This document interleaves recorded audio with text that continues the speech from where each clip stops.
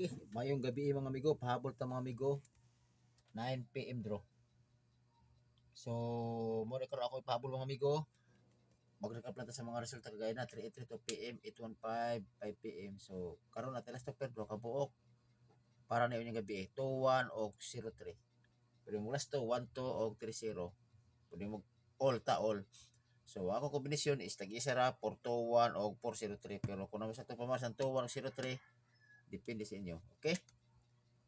9 PM draw. Kana.